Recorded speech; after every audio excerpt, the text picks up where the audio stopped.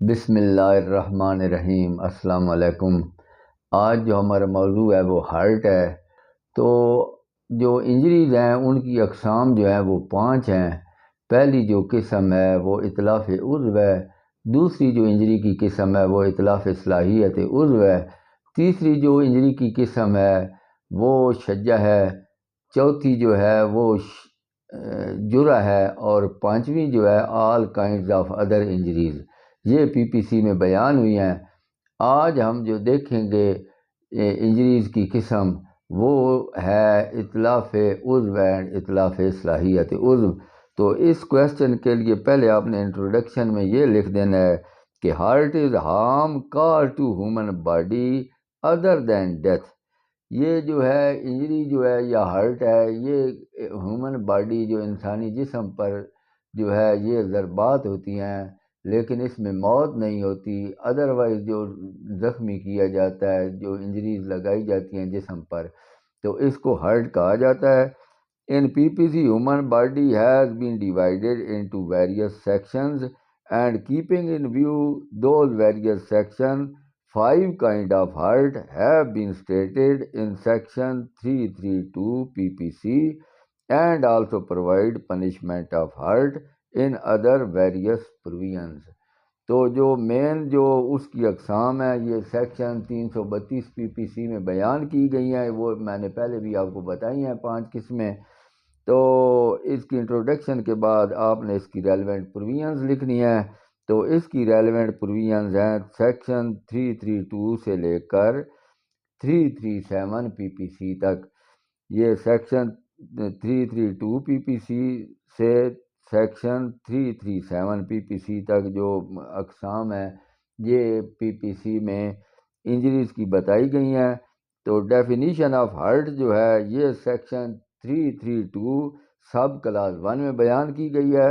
whoever cause pain, harm, disease, infirmity or injury to any person or impairs, disables or dismember any organ of the body or part thereof, any person without causing his death is said to cause hurt۔ یہ اس کی definition ہے۔ تو اس کی kinds میں نے پہلے بتا دی ہیں، وہ ہیں سیکشن 332 سب کلاس 2 میں۔ تو following are the kinds of hurt. تو فرسٹ جو ہے اتلاف عضو، سیکنڈ جو ہے اتلاف صلاحیت عضو، تھرڈ جو ہے شجہ، فورتھ ہے جرح، اور ففتھ ہے all kinds of other hurts.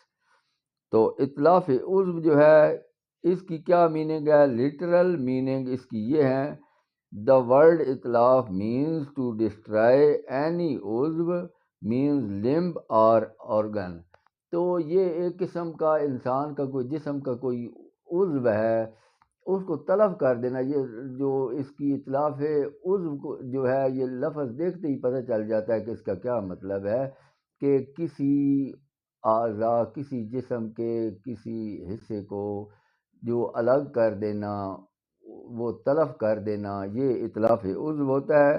Meaning under section 333، whoever dismembers, amputates, severs any limb or organ of the body of another person is said to cause اتلاف عضو۔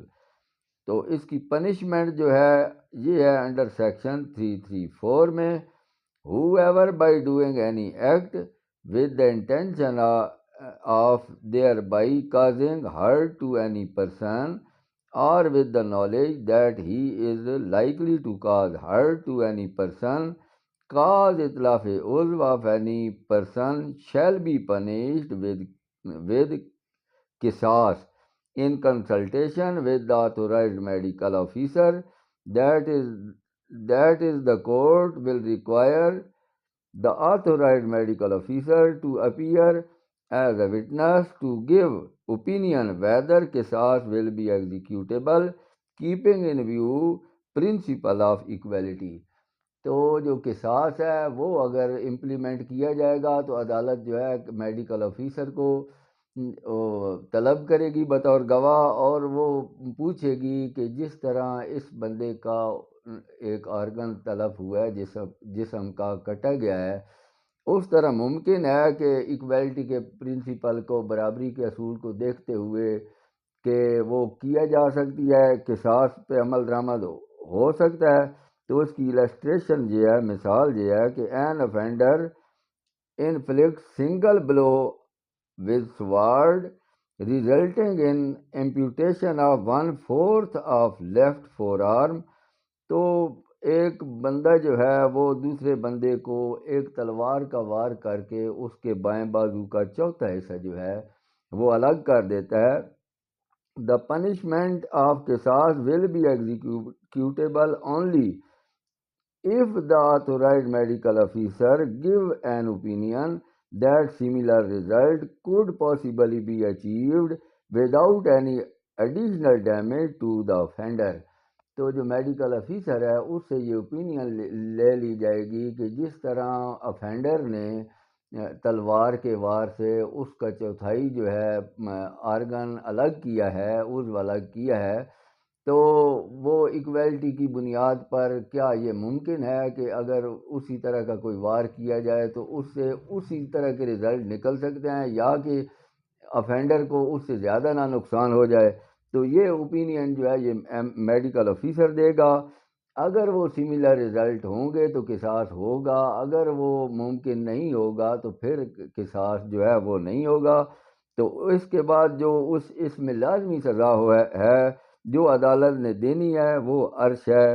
if the qisas is not executable and it is mandatory upon the court and may also be punished with imprisonment of either description for a term which may extend to 10 years as ta'zir and it is discretionary with the court۔ جو تعزیر کی سزا ہے یہ عدالت کی اپنی discretion ہے، اس کی مرضی ہے وہ کتنی دیتی ہے یا نہیں دیتی، لیکن عرش جو ہے وہ اس نے ضرور جو ہے امپوز کرنی ہے، عرش کی سزا بھائی کتنا اس کو جو ہے جرمانہ ہوگا عدالت کی طرف سے، وہ ضرور جو ہے اس نے اس زخم کو دیکھتے ہوئے آبزرو کرتے ہوئے کہ بھائی کتنی اس کو سزا دی جائے، عرش میں وہ لازمی کورٹ نے دینی ہے۔ تعزیر میں اس کی ڈسکریشن ہے، کتنی سزا دیتی ہے نہیں دیتی، یہ عدالت کی ڈسکریشن ہے۔ اس کے بعد کیا ہے؟ اطلاف صلاحیت عضو۔ اطلاف صلاحیت عضو جو ہے یہ ڈیفائن ہے سیکشن 335 پی پی سی میں۔ اطلاف صلاحیت عضو کیا ہے کہ ایک عضو کی جو کام کرنے کی یا فنکشننگ کی جو صلاحیت ہے وہ ختم ہو جائے، کسی کے انجری سے افینڈر کوئی اس طرح کی ضرب لگاتا ہے وکٹم کو کہ اس کی جو ہے نا اس کے کسی آرگن کے جسم کے کسی حصے کے کام کرنے کی صلاحیت جو ہے وہ متاثر ہو گئی ہو، تو اس کو کہتے ہیں اطلاف صلاحیت عضو۔ اطلاف عضو میں بالکل ایک آرگن تلف ہو جاتا ہے، کٹ جاتا ہے، لیکن اطلاف صلاحیت میں اس آرگن کے کام کرنے کی، مثال کے طور پر ایک بندے نے کسی دوسرے بندے کو ضرب لگائی اور اس کی جو ہے آنکھ کے قریب اس طرح ضرب لگی کہ اس کی دیکھنے کی جو صلاحیت ہے، آنکھ کے دیکھنے کی صلاحیت وہ متاثر ہو گئی ہے، وہ کم اس کو نظر آنے لگ گیا ہے، تو کیا ہے کہ اس کا جو آرگن ہے اس کے جو ہے فنکشننگ میں کمی آ گئی ہے، یا اس کے بازو پہ کوئی اس طرح کی چوٹ لگی ہے کہ وہ بازو جو ہے وہ کمزور ہو گیا ہے اور وہ پہلے کی طرح فنکشن نہیں کرتا، تو اس کو کیا کہا جائے گا کہ اطلاف صلاحیت عضو ہے، کہ اس کی صلاحیت جو ہے اس میں کوئی کمی آ گئی ہے، اس کی فنکشننگ میں پہلے کی طرح کام وہ نہیں کر رہا، جو ایک نارمل بندے کا آرگن کام کرتا ہے وہ اس طرح نہیں کام کر رہا، تو اس کو کہتے ہیں صلاحیت میں فرق آ گیا ہے۔